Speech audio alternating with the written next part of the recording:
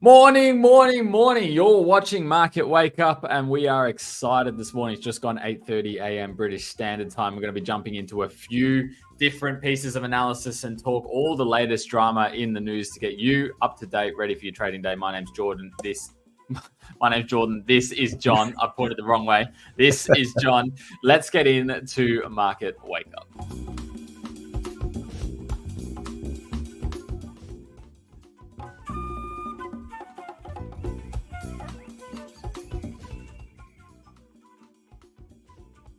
I'm loving the little flute. It's really, woo, yeah. Well, good morning, everyone. Welcome into Market Wake Up. If you are here in chat, make sure you say good day. Give us a wave. We'll pull you up on screen. Good morning, Paul. Good morning, Musclay. I hope you're all having a fantastic day. Yesterday was a fantastic stream. We actually had quite a fair few interactions from you guys, and I don't know about you, John, but I left that stream with so much energy, and I really felt good about it. So today, I want to get the same thing. If you guys have questions, you guys want to get involved in the analysis, please do. Don't sit in the sidelines. Get involved. It's the reason we do it live. But John, good morning to you. How are you doing this morning? I'm doing very well, mate. I'm doing very well. Doing better. I'm doing way better. Yeah, doing way better. Race guys eating you up. Yeah, got over my holiday blues. Although it's still dark, damp over here. I embrace it. I'm British. I have to. So I just gotta get on with it. Get up, get on, as they say. So yeah, no, I'm all right today. I'm excited actually. I'm excited because I'm talking about the Swiss franc today. It's a currency which I've done a little bit of research on recently. We've talked about it a number of times. Really interested to see if we can get some opportunities on the Swiss franc at the moment. So yeah, I'm excited for that. I'm excited to talk about the big bite today. So but other than that, I'm good. How are you, mate? How's your day been? Yeah, really good. Busy day. Busy days as usual. TradeDelicious headquarters. It's never not a busy day. But no, I'm doing well. I haven't had much time to really dive into the charts today, which I feel like I'm a little outside of the loop. So I am looking forward to your analysis and getting involved there. Yesterday was a quiet day anyway. There wasn't too much really to read into. We touched on this. I will touch on German CPI missing expectations, only just come in flat, right? Now, I had an opinion passed across my desk earlier today, and it was a short and sweet statement that was an open-end statement, and I'm just going to send it to you because I want to know your initial thoughts. Okay? Just going to get on a rant. Maybe, because look, the topic of discussion in macro world constantly changes, but we kind of stay on theme for weeks on end, right? So it was Fed cuts, merging, Japanese yen. Now it's like, China situation, and we kind of flow in between where people are looking at the moment. And China is obviously our biggest opportunity, shall we say, at the moment. And this note that come across my desk simply said this: German weakness caused by China. Yeah, so is that because of the Chinese manufacturing of cars and stuff and the electrification of cars and whatnot? So the angle that this was passed was China weak, Germany weak. China going strong.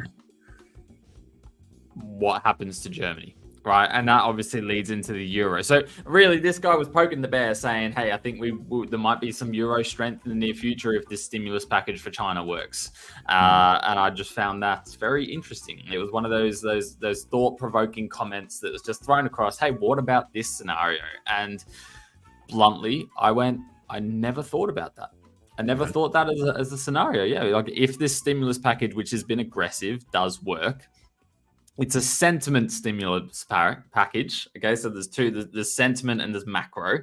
There's things that you can do which will make people think it's bullish, therefore price in assets as bullish, therefore change things in the future. And there's things that you can do on the macro level which will actually affect the data. China haven't done anything that directly affects the data. Once you get all the opinions out of the way, the data's the same. nothing's changed, right? It's still not pretty. They've done a sentiment change. All of a sudden, everyone's massively bullish on China. You look at Chinese stocks, you have a look at how the commodity assets are running. That's all sentiment based. It's not data based.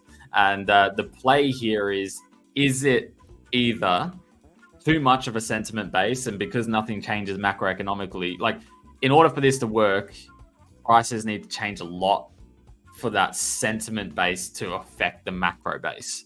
And that's their attempt, is we're going to make people think China is so bullish that they're going to price that in, that it's going to make us bullish. Our assets are going to be worth more. We're going to be able to spend more money, more in international investment. That's going to get us out of the rut. It's a facade. It's a fake it till you make it approach. If it works, he's saying bullish Germany, because it is in the shitter at the moment. Yeah, it's interesting to have a little look at. I think it's worth having a look at. I think it's worth having a look at the correlation. I imagine there would be some correlation across the board, right? China exports to pretty much everywhere, right? So you've got that situation. So if they're exporting to everywhere, you've got to look at where they're exporting to. Who imports from China a lot? That's something we need to probably look into. Who exports to China a lot is also who you need to look into as well. So it'd be interesting to see that data. I don't know off the top of my head how much Germany does or not. So that's maybe we can feature that as a big bite in a couple of weeks. We'll do some research and we'll have a little look at how that could impact other economies. Obviously, China being the second world's largest economy, then it is going to have impact globally regardless, right? It's like everything that usually happens in the US has an overflow into other countries as well. So there always is that sort of intertwining, right? Because these countries are always doing business with each other. I guess it's just to the impact of what that is. How heavily weighted is Germany to China's imports and exports? That's what we probably need to have. We need to have a look into. And then if there's some basis behind it, though, that's good, because we can trade that. Yeah, we can put that into a potential trading opportunity for us. You've also got euro dollar kind of flows, haven't you, at the moment, in terms of euro dollar's quite bullish at the moment, and that's largely down to the fact that the dollar is a lot weaker and the Fed are going and cutting rates. We actually had Fed Chair Powell speaking yesterday, and President Lagarde. And in Powell's kind of speech, he was just kind of looking at, or basically reiterating the fact that the labour market is okay, everything's fine. We've technically got he's basically pointing to the fact that they're getting the soft landing that they want. And I'm not so sure of that. I'm actually going to try and do a big bite on Thursday, and we're going to look at maybe some of the defensive stocks and stuff and how they're performing pretty well at the minute. But essentially, why would the market be flowing into those kind of things if everything's okay and everything's gravy? I think the problem is the Fed can't come out and go, my favourite saying, we're in the shit. They can't come out and say that, they can't, because it'll cause panic, and then people will be starting to sell stocks aggressively, right? So they can't do that. They have to be on the side of, everything's fine, even though and we have to be data dependent, blah blah blah. They've got to do that in order to prevent panic, right? But we know, and we've looked in history, what happens when they do start to cut rates aggressively. Cutting rates is to provide stimulus. So they might think that inflation is going to go, on the other side, right? And maybe start seeing a bit of deflation potentially, right? So it's interesting. It's interesting to see what how this is going to play out, but how that then impacts the larger economy. I didn't see what President Lagarde said. Actually, I didn't look into what she said. That's a good sign. It means no one cares. Nothing interesting was said, because if they said something interesting, it would have been in the headlines, right? So, and I think with Jerome Powell, look, he was on the back pedal. A lot of the press for Jerome Powell calling for when they're going to have an internal review. He said it's going to be later this year. interesting, because it goes back to what we said. We do feel like that was Jerome Powell cutting rates and not necessarily the Fed cutting rates. Andrew's thrown in the question here. So what I get from that is China good data will inflate Germany numbers, while the reality does not necessarily reflect that. No, sorry, I've completely misled you there. The Chinese stimulus in cutting rates won't actually do anything. That's a bold prediction, but the reason I'm saying that is no one wants to lend. You can cut rates as much as you want. If no one wants to lend the money, if no one wants to go get a loan, if no one wants to buy the properties, it doesn't matter how low you cut that rate. No one wants to buy it. There's no demand, right? So when you cut rates in the US, when you cut rates in a lot of these Western countries right now who have booming housing markets, that is the woof straight in. They're into real estate. They're into everything. They're loaning heavy. In China, it's not the case. There's no demand for loans. So they've come out and cut these prime loan rates. No one cares. No one actually wants to loan any money. The demand's not there. So it's a sentiment cut. It's to show, hey, we're going to do everything we can to boost our economy. But the reality, the demand's not there. That's not enough to actually get people wanting to invest. So in China, I don't believe it's actually going to affect the macro picture. It's just affecting the sentiment from the outside. It's affecting, hey, they're creating a bottom. The government are going to be buying into the economy. We should join them. Let's buy their assets. International investment. On the ground, I don't think it's going to incentivize anyone else to go out there and invest heavier or pick up more demand, because the demand's just not there. It's not been there for years. It's just not there at all. So I think the cut's a BS cut, right? I think it's a cut, but is it actually going to increase jobs? Is it actually going to help GDP? I'd call BS. I don't think it will. I think it's a sentiment play, and that's what I'm referring to there. Germany can just be a byproduct if China does actually, if it's not a BS cut and it does actually incentivize people to climb higher. Anything else? Market leftovers. I think we've touched on pretty much everything we need to there. So let's jump into the fun stuff. Let's jump into freshly squeezed live pricing. Let's have a look at where we are, what we're seeing today, and what you need to expect. So let's go ahead and bring up the VIX. Where are we sitting? 1676. You know what? We need to start doing a quiz every day on where the VIX might be, because I always find it fun. I never look at the VIX into this, so I like that. Every day we're going to guess where the VIX is from now on. I'm going to run you through the assets really quick, get you up to speed with where everything is priced in, so you know ahead of your trading day what's moving and what's not. Okay, so bear with me. I'm about to go fully Australian and just rant for about 15 seconds. So just bear with me here. Aussie dollar down 0.15%, euro the same, but Great British pound down 0.25%, US dollar CAD pretty much unchanged, US dollar Japanese yen up 0.3%. The XJO is down 0.3%, the DAX is unchanged, the Nikkei is up 1%, the FTSE is unchanged, the S&P 500 unchanged. The coffee is up just under 1%, gold up 0.38%, nat gas up 0.1%, silver up 0.7%, sugar unchanged, oil down 0.9%. That's crude oil, might I add. Bitcoin up 1.23%, Ethereum up 1.8%. Bond yields pretty much unchanged across the board, 0.5% here and there, but nothing to read into. There is your main pricings for today. Looking ahead, we've got a few big things to be aware of, starting with obviously the CPI out of Europe. I think German CPI is going to show you where we're going, but then moving a little bit later on into manufacturing PMI and JOLTS job openings later today. What's your prediction there? We know the US dollar, we're all eyes on jobs. We're expecting job market to weaken for obvious reasons, with job conditions weakening and pushing towards those more expensive loaning conditions for a lot of businesses and less people spending. What's your thoughts here, John? Gosh, it's tough. It's tough. It is really tough. Yeah, like you said, I think obviously I'm just keeping one eye on the screen because French final manufacturing PMI is coming up in about 5 minutes, and I can just see the clock ticking down. But yeah, obviously we've got a lot of PMIs coming out of Europe, so that's going to be interesting to see where euro dollar prices are going to be by the end of today. I think euro dollar prices are high. I don't look at these and go, this is a great position to be going long just yet. I think it's going to obviously depend on a multiple factor of things. Like you said, we've got sort of JOLTS job openings as well today. ISM manufacturing PMI in the US, but ISM manufacturing PMI in the US it's been down since like the end of 2022. So not really seeing any kind of upside there. If we do see some upside revisions, then maybe that would be quite a surprise. But US not necessarily being a huge manufacturing nation compared to the services side. Whether the market takes too much inflow from that, I'm not too sure.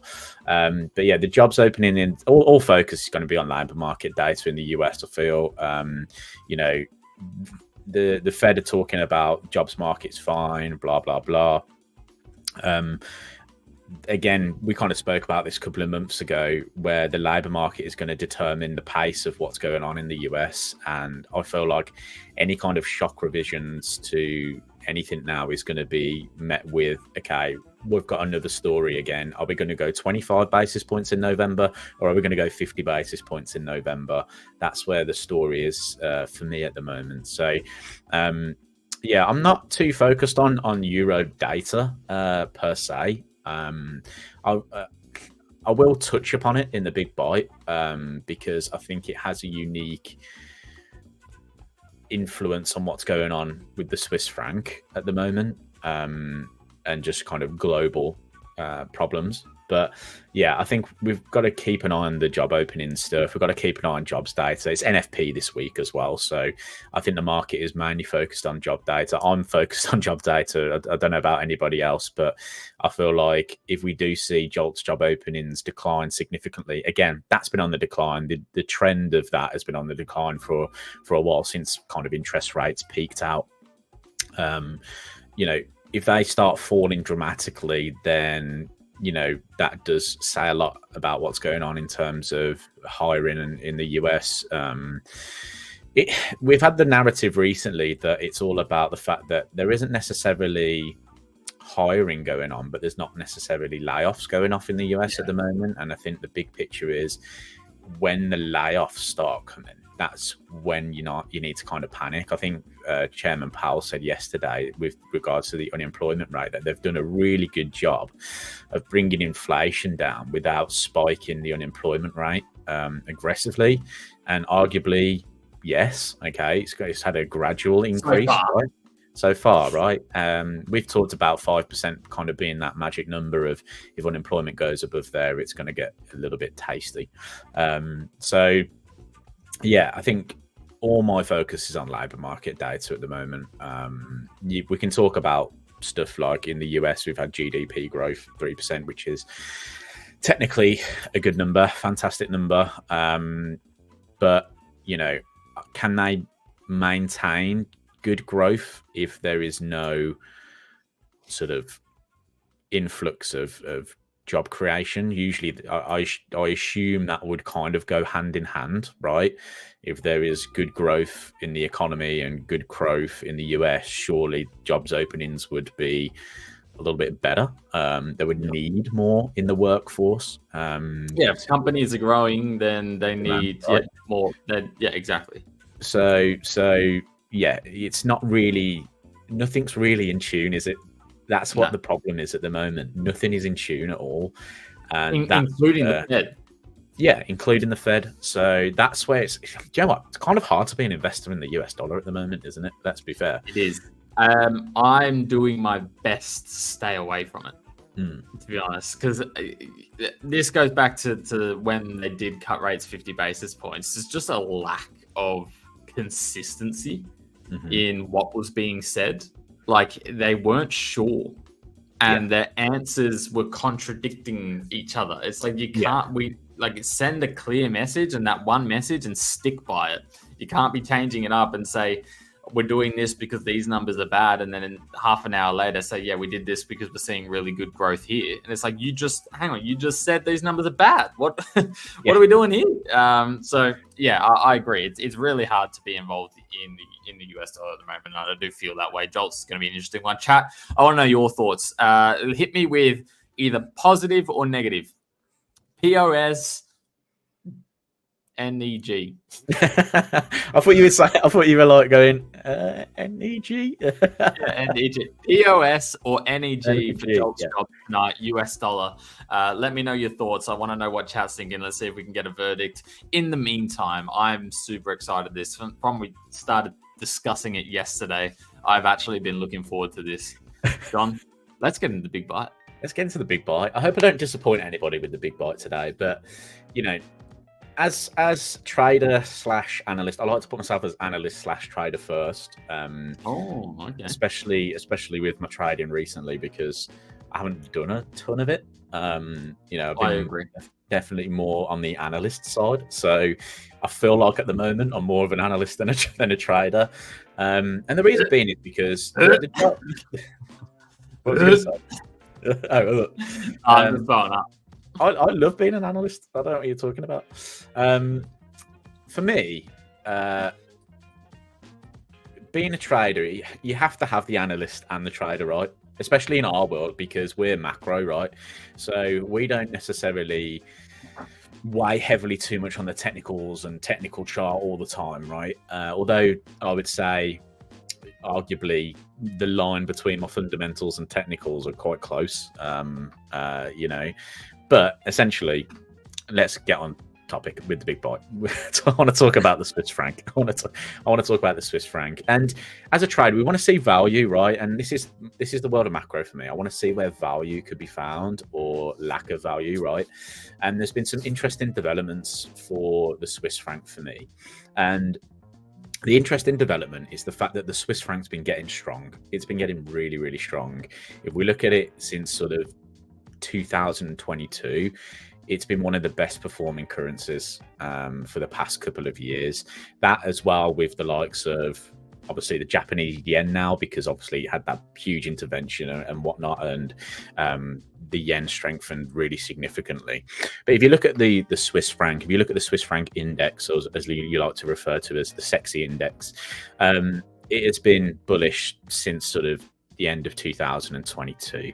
And we're now approaching these kind of highs where, as a trader, you're thinking, we're approaching highs. What does this mean for us? As a technical trader, you're probably thinking I should go short. I should go short at these highs because that's where risk reward takes us. But I wanted to just break down sort of why I feel like the Swiss franc has been strong for a while. And I think a lot of it is to do with the idea of global risk, because the Swiss franc is seen as a safe haven, and arguably it's seen as the European safe haven, right? And if we look at what's happened in Europe and we look at what's happened with the ECB, they've cut rates really aggressively. They're cutting rates because they're trying to, in my opinion, they're trying to essentially save the German economy. That's how I feel, right? And Germany's GDP shrank in Q2 of 2024 minus 0.1%. You know, technically, when you get two shrinking quarters of GDP, that is classed as a technical recession, right? So are they trying to prevent recession in Germany? That's the kind of feelings there. Now, if there's a recession going on in Europe, or potential recession going on in Europe, is that having an inflow into the Swiss franc? Now, the interesting thing around this is the Swiss National Bank doesn't want a strong Swiss franc. They've openly said this in their recent meeting. They've said they don't want a strong Swiss franc. Why? It's hurting their exports. It's hurting it really bad. That's what typically happens when you have a currency that's appreciating. Exports get more expensive.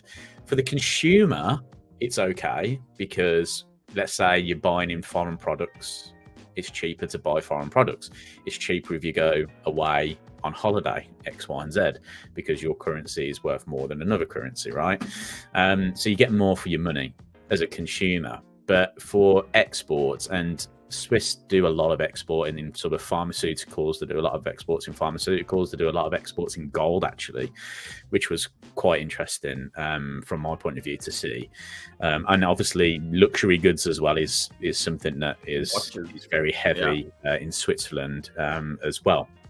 So the problem is exporters are getting crushed a little bit by this Swiss franc appreciation. Now, they've tried to find some way of dealing with it, right? They've tried to do it because they've started to cut interest rates. Let me just share my screen, actually, so it's just not me talking and waffling away. So it gives you some kind of visual impact of what we're talking about, right? So let me just go here. So if you see, go to Trade and Economics, right? This is one thing I'd say. If you're not interested in macro, let me know in the chat section as well, guys, if you've ever seen this little board here. This is on TradeDelicious.com. Usually you open it and you've got the news, X, Y, and Z. Just scroll down a little bit. They give you a little breakdown of what's going on in every single country. Really easy to see. You've got GDP growth, interest rate, inflation. For me, they're the main three indicators you really need to focus on, especially when you're new into the macro world. And obviously, if you click the plus button, you've got absolutely tons. You can do mad research here if you really want to get into the rabbit hole of research when it comes to economics and stuff like that. But essentially, if we come down and have a little look at how Switzerland are performing at the moment, GDP growth 0.7. That's okay. If we look at the interest rate, though, they're down to 1%. And if we click into the interest rate, they've been cutting interest rates since March of 2024. Now, they're trying to do this to depreciate the Swiss franc at the moment. The problem is it's not having that effect. It's not having that impact. Now, what I want to get to is what is going to happen to the Swiss franc in terms of where can the central bank go, right? They don't have as much ammo in the chamber as the Federal Reserve, because the Federal Reserve are at 5% interest rates. So the Fed can keep cutting, essentially. They have more room to cut. Where does the Swiss National Bank go? And to me, I think they're heading more towards intervention. They're going to lead more towards intervention in this case. Do I think it's going to come tomorrow or in the next meeting? No, I think they've still got a way to go. Obviously, they've had rates down at minus 0.75% in the past. Whether they want to get into that negative territory again, I don't know. But what's going to be interesting for me is just where the Swiss franc is going. And I believe that we're probably going to be able to sell the Swiss franc against currencies that are a little bit stronger. So let me just put it into an actual insight, because we're coming up. I've just realized I've ranted for 15 minutes and not given you an actual insight yet. Basic, they're cutting rates. They need to cut rates more. They want to devalue the Swiss franc. Go and find a currency that's performing pretty well at the moment. One currency pair or two currency pairs that I really think you can look at. One is pound Swiss, right? Pound Swiss is a chart that I think is going to be really interesting from a macro point of view. Bank of England have openly kind of talked about the fact that they're not going to cut rates aggressively just yet. They're going to leave rates higher for longer. They don't want to stimulate inflation, right? If we look at this pound Swiss chart, ignore necessarily all the gubbins on the chart here, but essentially we're in an upward trend now. We've broken through key highs. I like the idea of being biased here. We've got a demand zone down towards kind of 111 or the 112 area. If price can come down into this area here, this is where I feel like I want to be a buyer of pound Swiss in this demand zone. So I'm going to leave you with that actionable insight at the end, because I didn't want to waffle too much on what's going on in the Swiss franc situation, but I think it's something that you need to keep an eye on, because where we find value is who's cutting aggressively and who's not necessarily doing that at the moment. Would you consider the Swiss franc a commodity currency? I guess you could, in terms of the way, but it's an interesting one, isn't it? Because a lot of their trade is commodity. Yeah. But it doesn't necessarily react like a commodity currency. No, it doesn't. Which is the interesting play, because Swiss franc, the SNB want to devalue the currency in a time where we're forecasting commodity currencies to get strong, which is interesting. Now, they've said if we go too high, we're intervening. If we go too low, we're intervening. Essentially, they've said, got a gun here, got a gun here. Go either way. I don't care. I just want to shoot. And that's how I feel with the Swiss National Bank. They want to intervene. It's just a matter of when. They want to flex their muscles. You're right. Their interest rate decisions, it's not having much of an impact on the internal economy. Currencies are getting driven by outside factors. I like it. It's not a simple play. No. To make it actionable, which is why it took us a while to get there, because it's not as simple as value here, buy. It's a one to watch. Circle this, because you can right now we can align ourselves the same with the national bank, and that is a great position to have to align yourself with the Swiss National Bank, who have already outlined how they want to run the currency. Yeah, and if you look at the sexy index at the moment, we are trading at significant highs. If I just zoom out a little bit, just quickly, you can see these highs we haven't seen since 2015, really. Obviously, we did touch base with it a little bit in 2023, at the end of. Is that when we got depegged? That would have. I'm pretty sure that was when they. Yeah, that spike right there. You can see it on your chart. It's when the depegging happened.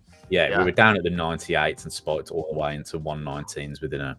I'm pretty sure that was a day, to be honest. Yeah, risk management. But guys, that's we ran out of time. I'm going to send you over to Rich and Will for the London Live Trading Floor. Thank you for joining us here at Market Wake Up. We'll be back tomorrow morning, 8:30 a.m. British Standard Time. To do it all again, trade safe out there. Ask your macro questions in the comments. Tomorrow, we'll address them. Cheers, guys.